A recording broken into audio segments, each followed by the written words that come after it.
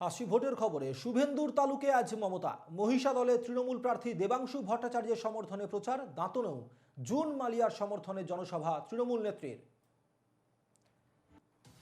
আজ মুখ্যমন্ত্রী মমতা বন্দ্যোপাধ্যায়ের জোড়া সভা মেদিনীপুরে। মহিষা দলে তৃণমূল প্রার্থী দেবাংশু ভট্টাচার্যের সমর্থনে প্রচার করবেন মুখ্যমন্ত্রী মমতা বন্দ্যোপাধ্যায় এবং দাঁতনে তৃণমূল প্রার্থী জুন মালিয়ার সমর্থনে প্রচার মুখ্যমন্ত্রী মমতা বন্দ্যোপাধ্যায়ের। এই মুহূর্তে আমাদের সঙ্গে রয়েছেন আমাদের প্রতিনিধি সঞ্জীব দোবে। আমরা চলে যাব সরাসরি সঞ্জীবের কাছে। সঞ্জীব, আজ মুখ্যমন্ত্রী মমতা বন্দ্যোপাধ্যায়ের সভা দাঁতনে জুন মালিয়ার সমর্থনে, আজকের সভা থেকে কোন বিষয়গুলোর উপর বিশেষ গুরুত্ব থাকবে?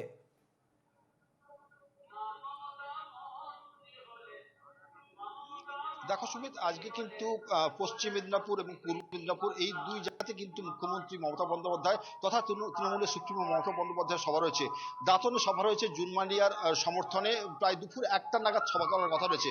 তার পাশাপাশি সভা শেষের পরে কিন্তু পূর্ব মেদিনীপুর জেলার মহিষাদলে দেবাংশু ভট্টাচার্যের সমর্থনে তমলুক সাংগঠনিক জেলার যে সভাটি রয়েছে মহিষাদলে, সেইখানে প্রায় 2:30 নাগাদ মুখ্যমন্ত্রী মমতা বন্দ্যোপাধ্যায় এসে উপস্থিত হওয়ার কথা রয়েছে।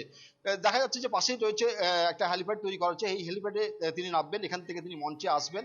মূলত যে ব্যাপারটা হচ্ছে যে তমলুক সাংগঠনিক জেলায় কিন্তু পাখির চোখ করেছে তৃণমূল কংগ্রেস। কেননা 15 এপ্রিল অভিষেক বন্দ্যোপাধ্যায় সাধারণ সম্পাদক, তিনি কিন্তু একটি হলদিয়ার একটি বেসরকারি হোটেলে এসেছিলেন। সেখানে তমলুকে যারা নেতৃত্ব স্থানীয় আছে তাদেরকে নিয়ে তিনি রুদ্ধদ্বার বৈঠক করেছিলেন। পাশাপাশি আজকে 25শে এপ্রিল মুখ্যমন্ত্রীর জনসভা রয়েছে এই তমলুক সাংগঠনিক জেলায়, অর্থাৎ এই তমলুক লোকসভা কেন্দ্রে। এই তমলুক লোকসভা কেন্দ্রে দেবাংশু ভট্টাচার্য তৃণমূলের প্রার্থী, পাশাপাশি বিজেপির প্রার্থীও রয়েছেন প্রাক্তন বিচারপতি অভিজিৎ গাঙ্গুলি। অতএব যেটা দেখাই যাচ্ছে তৃণমূল কিন্তু লোকসভাকে পাখির চোখ করেছে সুমিত। এবং আমরা যেমনটা জানি যে সঞ্জীব, যে এর আগেও কিন্তু আমরা এটা সবাই জানি যে এই মুহূর্তে মেদিনীপুরে দেবাংশু ভট্টাচার্যের বিপরীতে যিনি রয়েছেন প্রার্থী, তিনি কিন্তু বিজেপির অভিজিৎ গঙ্গোপাধ্যায়। এবং অভিজিৎ গঙ্গোপাধ্যায় যখন বিচারপতি আসনে ছিলেন তখনও কিন্তু রাজ্যের সঙ্গে অভিজিৎ গঙ্গোপাধ্যায়ের একটা ঠান্ডা লড়াই চলতোই, এবং পাশাপাশি বেশ কয়েকবার অভিজিৎ গঙ্গোপাধ্যায়ের সঙ্গে রাজ্যের সংঘাতও আমরা দেখেছি সেই সময় দাঁড়িয়ে। আজ অভিজিৎ গঙ্গোপাধ্যায় বিজেপির একজন প্রার্থী, এবং বিজেপি প্রার্থী হওয়ার পর থেকে বারংবার কিন্তু অভিজিৎ গঙ্গোপাধ্যায়ের দিকে তীক্ষ্ণ মন্তব্য চলে এসছে রাজ্যের তরফ থেকে, আমরা দেখেছি। তাতে সেটা অভিষেক বন্দ্যোপাধ্যায়ের তরফ থেকেই হোক বা মমতা বন্দ্যোপাধ্যায়ের তরফ থেকেই হোক। আজকের সভা থেকে কিন্তু অভিজিৎ গঙ্গোপাধ্যায়ের জন্য কি মন্তব্য করেন মুখ্যমন্ত্রী মমতা বন্দ্যোপাধ্যায়, সেদিকেও কিন্তু বিশেষ নজর থাকবে।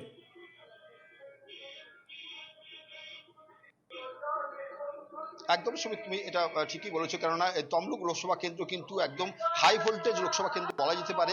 কেননা এখানে প্রাক্তন বিচারপতি অভিজিৎ গাঙ্গুলির সঙ্গে লড়াই হচ্ছে দেবাংশু ভট্টাচার্যের। অতএব বলতে পারি এই নন্দীগ্রাম বিধানসভা কিন্তু তমলুক লোকসভা কেন্দ্রের মধ্যেই পড়ে। অতএব সেই বিধানসভাতে কিন্তু নন্দীগ্রাম বিধানসভাতে রাজ্যের বিরোধী নেতা শুভেন্দু অধিকারীর গড়, এবং এই গড়ে অভিজিৎ গঙ্গোপাধ্যায় কে হারাবার জন্য কিন্তু মরিয়া তৃণমূল কংগ্রেস। অতএব সেই জন্য কিন্তু পাখির চোখ করেছে তমলুক লোকসভা কেন্দ্রটাকে। কেননা যেহেতু অভিজিৎ গঙ্গোপাধ্যায় এই লোকসভা কেন্দ্রে বিজেপির প্রার্থী রয়েছেন এবং দেবাংশু ভট্টাচার্য রয়েছে, রাজনৈতিক মহল যেটা বলছে যে তৃণমূল কংগ্রেস এটাকে প্রেস্টিজ ফাইট হিসাবে নিয়েছে।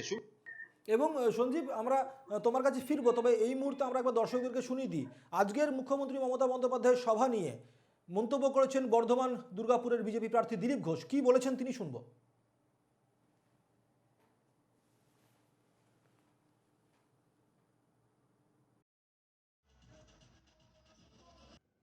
আমার গড় থেকে চলে এসছেন ওখানে, উনি গড়ে গড়ে ঘুরে বেড়ান, ওনার গড় কোথায়? তো মুখ্যমন্ত্রীর কষ্টটা আমরা বুঝি। আর কোনো নেতা নেই যাকে লোকে বিশ্বাস করবে, যার ভাষণ শুনবে। ওনার মুখটা এখনও একটুখানি পরিষ্কার আছে, সেটা দেখিয়ে ভোট হওয়ার চেষ্টা হচ্ছে। ফিরে যাবো আমাদের প্রতিনিধি সঞ্জীব দোবের কাছে। সঞ্জীব, যে খবরটার মধ্যে আমরা ছিলাম, এর আগেও আমরা দেখেছি যে মুখ্যমন্ত্রী মমতা বন্দ্যোপাধ্যায় তিনি কিন্তু অন্যান্য জনসভা থেকেও কিন্তু দেবাংশু ভট্টাচার্যের সম্পর্কে বলেছেন যে দেবাংশু ভট্টাচার্যকে এই কারণের জন্য তিনি তরুণ প্রার্থী হিসেবে সেখানের মধ্যে দাঁড় করিয়েছেন, যাতে পিছু পিছু দৌড়ে বেড়াতে পারে, যাতে পিছু পিছু ঘুরে বেড়াতে পারে, এবং একটা অংশ যেন কোনো জায়গা থেকে না ছাড়া যায়, এবং প্রতিটা মুহূর্তে সমান তালে অর্থাৎ হাড্ডাহাড্ডি লড়াই দেওয়ার মতো টক্কর যেন সেখানের মধ্যে হয়। এবং পাশাপাশি তিনি এও বলেছেন তিনি যথেষ্ট আশাবাদী দেবাংশু ভট্টাচার্যের জয়ের বিষয়ে তমলুকে। এ বিষয়ে দাঁড়িয়ে কিন্তু আজকে দেবাংশু ভট্টাচার্য যতটা নজরে থাকবে ততটাই কিন্তু নজরে থাকবে আজকে অভিজিৎ গঙ্গোপাধ্যায়ও। আজকে দুদিক দিয়েই কি মন্তব্য রাখেন মুখ্যমন্ত্রী এবং কোন কোন বিষয়গুলি উঠে আসে সেদিকে কিন্তু বিশেষ গুরুত্ব থাকবে আজকের এই সভাতে।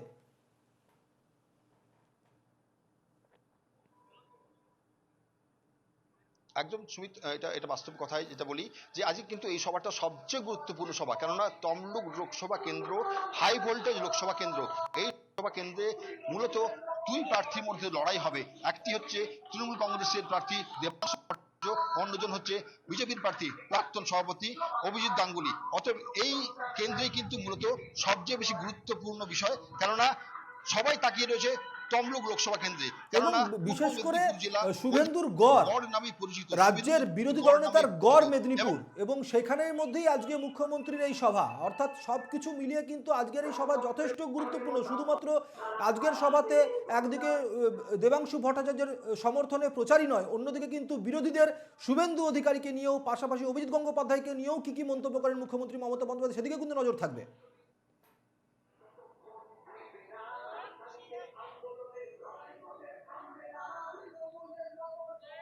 একদম কর্মী সমর্থক, যারা তৃণমূল কর্মী সমর্থক আছে তারাও কিন্তু তাকিয়ে রয়েছে যে মুখ্যমন্ত্রী মমতা বন্দ্যোপাধ্যায় আজকের সভা থেকে কি বার্তা দেন, কি বলেন, যে দেবাংশু ভট্টাচার্যের বিষয় কি বলেন, এবং অভিজিৎ গাঙ্গুলি এবং যে সমস্ত তৃণমূলের কর্মী সমর্থকরা এই মুহূর্তে সভাস্থলে উপস্থিত হয়েছেন, আমি বলবো তুমি একটু তাদের সঙ্গে কথা বলো।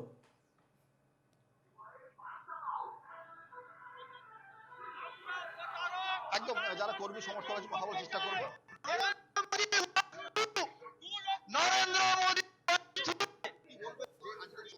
আজকে সবাই আমরা এখানে দেবাংশুকে 2 লক্ষের বেশি ভোটে জিতাতে চাই। দেবাংশুর জন্য আমরা প্রধানমন্ত্রী চাই না আমাদের দেশে। মিথ্যা প্রতিশ্রুতি, মিথ্যা ভাওতাবাজি মানুষকে দিয়ে দিয়ে আজকে প্রধানমন্ত্রী আসছে। যত দেশ স্বাধীন হচ্ছে এরকম প্রধানমন্ত্রী ভারতবর্ষে একটাও আসেনি।